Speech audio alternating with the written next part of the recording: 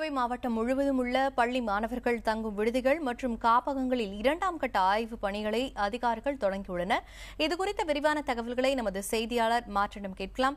மாற்றின், இப்ப சமூக நலத்துறை மற்றும் பாதுகாப்புத்துறை அதிகாரிகள் என்னென்ன சோதனைகளை மேற்கொண்டிருக்காங்க? கோவை மாவட்டத்தில் அதாவது ஒரு ஆதரவற்ற குழந்தைகளை பத்திரமா அவங்கள தங்க வச்சு படிக்க வைக்கிறதுக்காக 65 காப்பகங்கள் இயங்கிட்டு இருக்கு. இதில் எத்தனை காப்பகங்கள் முறையாக இயங்கிட்டு இருக்கு, சமூக நலன் மற்றும் பாதுகாப்புத்துறையின் கீழே அவர்கள் அனுமதி பெற்றிருக்கிறார்களா, அதே போல் குழந்தைகள் தங்குவதற்கான அடிப்படை வசதிகள் அங்கே செய்து கொடுக்கப்பட்டிருக்கிறதா, இது போன்ற அம்சங்கள் குறித்து தான் அந்த ஆய்வுப்பணி 2ஆம் கட்ட ஆய்வுப்பணி நடந்துகிட்டு இருக்கு. இதில் சமூக நலன் மற்றும் பாதுகாப்புத்துறையை சேர்ந்த அதிகாரிகள் கோவை மாவட்டம் முழுவதுமே இயங்கக்கூடிய அனைத்து காப்பகங்களையும் இன்னைக்கு பார்வையிடுறாங்க. ஏற்கனவே முதல் கட்டமாக, அதாவது கடந்த 11ஆம் தேதி பொள்ளாச்சியில் இருக்கக்கூடிய ஒரு தனியார் விடுதியில் தங்கி படித்த 2 மாணவ சிறுமிகள் பாலியல் வன்கொடுமைக்கு உட்படுத்தப்பட்ட சம்பவத்தை தொடர்ந்து அந்த தனியார் விடுதி எந்த அனுமதியும் வாங்கவில்லை என்ற தகவல் தெரிய வந்தது. இதைத் தொடர்ந்து தான் மாவட்டம் முழுவதும் இருக்கக்கூடிய இந்த காப்பகங்கள் ஆய்வு செய்யும்படி மாவட்ட ஆட்சியர் அர்ச்சனா பட்நாயக் உத்தரவிட்டிருந்தார். இதைத் தொடர்ந்து தான் மாவட்டம் முழுவதும் மேற்கொண்ட ஆய்வில் சுமார் 35 காப்பகங்கள் எந்த விதமான முன் அனுமதியும், அதாவது தாங்கள் இந்த காப்பகத்தை நடத்துவதற்கான எந்த அனுமதியும் கோரவும் இல்லை, அதே போல் அடிப்படை வசதிகளும் செய்து கொடுக்கவில்லை என்ற அதிர்ச்சி தகவல் தெரிய வந்தது. இதைத் தொடர்ந்து அந்த காப்பகங்கள் அனைத்திற்கும் மாவட்ட நலன் மற்றும் பாதுகாப்புத்துறை சார்பாக நோட்டீஸ் வழங்கப்பட்டது. அவர்களுக்கு கால அவகாசம் வழங்கப்பட்டது. இவர்கள் கொடுத்த கால அவகாசத்தில் இவர்கள் அனைத்து வசதிகளும் செய்திருக்கிறார்களா என்பதை ஆய்வு செய்வதற்காகத்தான் இன்று 2ஆம் கட்டமாக இந்த ஆய்வுப் பணிகளை அதிகாரிகள் மேற்கொண்டு வராங்க. பிரியா பிரின்ஸ். சரி, இப்ப மூடப்பட்ட காப்பகங்கள்ல இருந்த மாணவர்கள் எங்க தங்க வைக்கப்பட்டிருக்காங்க? அவங்களோட நிலை தற்போது எப்படி இருக்கு? முதல் கட்டமாக கோவை மாவட்டத்தில் ஆய்வு மேற்கொண்டதில் 3 விடுதிகள் மாணவிகள் தங்க வைப்பதற்கான எந்த அடிப்படை வசதிகளுமே இல்லை, அதாவது எந்த முகாந்திரமே இல்லாத இடத்தில் தங்க வைக்கப்பட்டிருக்கிறார்கள் என்ற தகவலை அடுத்து அந்த 3 காப்பகங்களுக்கும் சீல் வைக்கப்பட்டது. இதே போல பொள்ளாச்சியில் சம்பவம் நடந்த தனியார் விடுதியும் மூடப்பட்டது.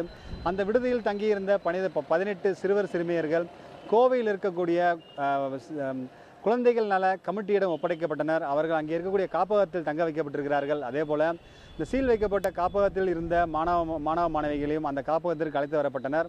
அவர்களுடைய பெற்றோர்களுக்கு தகவல் தெரிவிக்கப்பட்டு பெற்றோருடன் செல்ல விருப்பப்பட்ட அந்த குழந்தைகளை அவர்களுடன் அனுப்பப்பட்டுள்ளனர். இதுவரை 12 குழந்தைகள் அவர்களது பெற்றோருடன் அனுப்பப்பட்டுள்ளனர். மீதி இந்த குழந்தைகளை சிறுவர் சிறுமிகளை அருகே இருக்கக்கூடிய பள்ளிகளில் சேர்த்து படிக்க வைக்கவும் இது போன்ற ஏற்பாடுகளை மாவட்ட சமூக நலன் மற்றும் பாதுகாப்புத்துறை அதிகாரிகள் செய்து வர்றாங்க. பிரியா பிரின்ஸ். மாவட்ட கல்வித்துறை அதிகாரிகளோட அடுத்த கட்டம் நடவடிக்கைகள்லாம் என்னென்ன, அவங்க என்ன நடவடிக்கைகளை எடுக்க இருக்காங்க மார்ட்டின்? இந்த தனியார் விடுதிகள் காப்பகங்களில் போதுமான வசதிகளை செய்து கொடுக்காத பட்சத்தில் அந்த விடுதிகள் உடனடியாக மூடி சீல் வைக்கப்படும் என்ற எச்சரிக்கையை அதிகாரிகள் தெரிவிச்சிருக்காங்க. ஒரு காப்பகம் நடத்தப்பட வேண்டும் என்றால் அங்கே இருக்கக்கூடிய, அதாவது ஒரு குழந்தை தங்குவதற்கு 30 சதுர அடி இடம் குறைஞ்சபட்சமாக இருக்க வேண்டும். அதே போல் சுத்தமான குடிநீர், சுகாதாரம், மின்சார வசதி, கழிப்பிட வசதி இது போன்றவை ஏற்படுத்தி தர வேண்டும். அது மட்டுமல்லாமல் மருத்துவ உதவியாளர், சமையல் உதவியாளர் இது போன்ற ஆட்கள் அந்த காப்பகத்தில் இருக்க வேண்டும். மேலும் அருகாமையில் மருத்துவமனை இருப்பது நலம் என்றும் குறிப்பிடப்பட்டுள்ளது. இது போன்ற வசதிகள் இருந்தால் மட்டுமே ஒரு காப்பகம் நடத்துவதற்கான அனுமதி வழங்கப்படும். அதே போல் இந்த அனுமதி இல்லாத காப்பகங்களில் அடுத்த கட்டமாக அதிகாரிகள், அதாவது 25 பெண் குழந்தைகள் இருக்கும் பட்சத்தில் ஒரு பெண் காப்பாளர் அங்கே இருக்க வேண்டும். இது போன்ற விதிமுறைகள் உள்ளன.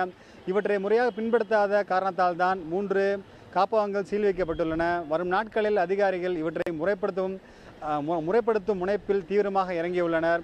வரும் காலங்களில் இதுபோன்ற விதிமுறைகளை பின்பற்றாத தனியார் காப்பகங்களை மூடவும் அதிகாரிகள் நடவடிக்கை எடுத்து வருகிறார்கள். இப்போ மார்ட்டின், பொள்ளாச்சியில பாலியல் வன்கொடுமை வழக்கில் தலைமறைவாக இருக்கிற முக்கிய குற்றவாளியை பிடிக்க காவல்துறை என்னென்ன நடவடிக்கைகள்லாம் எடுத்துட்டு வராங்க? அந்த பாலியல் வன்கொடுமை வழக்கை பொறுத்தவரையிலுமே அதில் குற்றம் சாட்டப்பட்டதாக குற்றவாளி என காவல்துறை அடையாளம் கண்டு வீரசாமி என்ற நபரை 2 நாட்கள் கைது செய்தார்கள். அதே போல அந்த எந்த விதமான முன் அனுமதியும் பெறாமல் இந்த விடுதியை நடத்தியது கண்டுபிடிக்கப்பட்ட பின் அதற்கான வழக்கு ஒன்று பதிவு செய்யப்பட்டது. அந்த வழக்கில் தொடர்புடையதாக சுரேஷ்குமார் என்ற அந்த விடுதியின் காப்பாளர் கைது செய்யப்பட்டார். அந்த நிர்வாக இயக்குநராக இருக்கக்கூடிய எஸ்.ஏ. பாக்கியநாதன் என்ற நபர் தொடர்ந்து தலைமறைவாக இருப்பதாக காவல்துறை தெரிவிச்சிருக்காங்க. அவரை தேடும் பணியும் தீவிரமாக நடைபெற்று கொண்டிருப்பதாக காவல்துறை தெரிவிச்சிருக்காங்க. ஆனால் அந்த தேவாலயத்தின் நிர்வாகிகள் ஒரு சிலரிடம் கேட்ட பொழுது அவர் மற்றொரு இதே போல ஒரு தேவாலயத்தில் அவர் மிகவும் வசதியாக இருப்பதாகவும் காவல்துறை அவரை பிடிப்பதற்கு சுணக்கம் காட்டி வருவதாகவும் அவர்கள் புகார் தெரிவிச்சிருக்காங்க. இது தொடர்பாக மாவட்ட கண்காணிப்பாளர் மற்றும் அதிகாரிகளிடம் நம்ம கேட்ட பொழுது அவரை இதே போல தான் தகவல் தெரிஞ்சு அவர் இருக்கக்கூடிய இடத்தை அடையாளம் கண்டு சென்ற பொழுது அவர் அங்கிருந்து தப்பிவிட்டதாக அவர்கள் தெரிவிச்சிருக்காங்க. மேலும் அவரை இந்த வழக்கில் பிடிப்பதற்காக தீவிரமான தனிப்படைகள் அமைக்கப்பட்டு தீவிர தேடுதல் வேட்டை நடத்தப்பட்டு வருவதாகவும் அதிகாரிகள் தெரிவிச்சிருக்காங்க. பிரியா பிரின்ஸ், உங்க நேரடி தகவலுக்கு நன்றி மாற்றம்.